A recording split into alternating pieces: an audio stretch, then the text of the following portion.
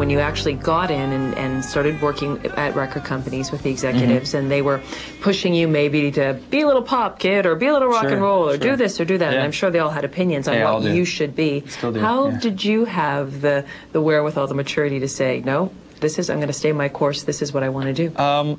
I guess just because I'm a bad liar, and when I'm uncomfortable, people can really see it. And so, you know, I did a couple things where they'd say, oh, why don't you try it this way? Why don't you say this? Or why don't you sing? What are some of the things they asked you to do? Well, the hair was always an issue. Oh, cut the hair, you know? That was always a thing. This hair they don't like? Well, it was even longer than this. Yeah, it was even longer. I was just straight out of college. It was just out of control. So, yeah, I did trim it down a little bit. But you're like, guys, the chicks dig it. Exactly. Come on, it's a surfer thing.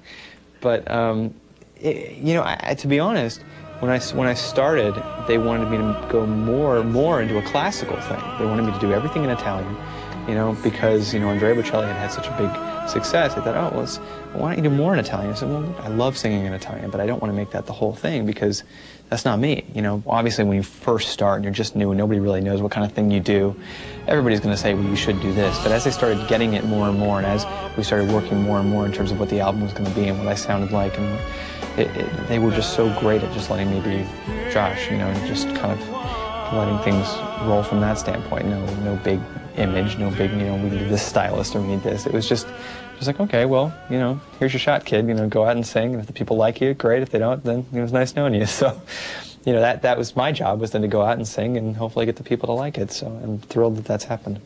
Your genre of music is impossible to define. Yeah, kind of, yeah. Do a little bit of everything. Do you have a way that you think of yourself as a pop singer, as a classical singer?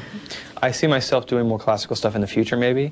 Otherwise, I guess I'd call myself a song stylist. I guess I'd call myself a pop singer with many different influences. I think that my goal is basically to make different styles popular, make things listened to by a large array of ages and different types of people. I think it's been the great thing is we polled people on the internet about, you know, what do you listen to? And they'll say, like, oh yeah, I listen to Linkin Park, Eminem, and Josh Groban too. You know, I think that's great because they have the same taste I do. I listen to everything, and I grew up listening to people like Paul Simon's Graceland, everything from that to, you know, Bjork and Radiohead and Eminem, and, you know, just everything out there combined with all the classical stuff that I grew up with. You've mentioned in the past that you don't have the same type of career as some of your contemporaries. Right. And when I say contemporaries, I mean other performers your age, Christina Aguilera, who've had an enormous amount of success, you know, sticking pretty tightly to one thing, to one genre. Sure.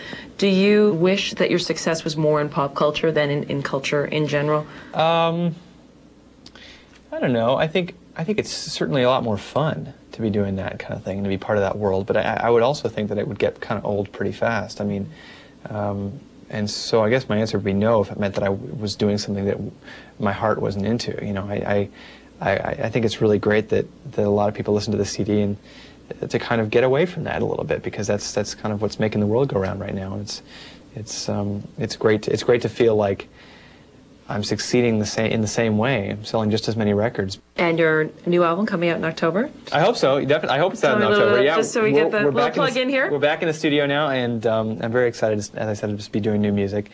And I definitely hope to have a new CD up by September, October. And you're going to be writing and arranging a little bit on it, I hope so. Definitely. I'm doing some writing now, and it's something I learned a lot from David, and something I've always been interested in doing. But there were so many amazing writers on the first album, I figured just sit back and learn. So I'm going to hopefully sit forward a little bit and try a little bit now this time.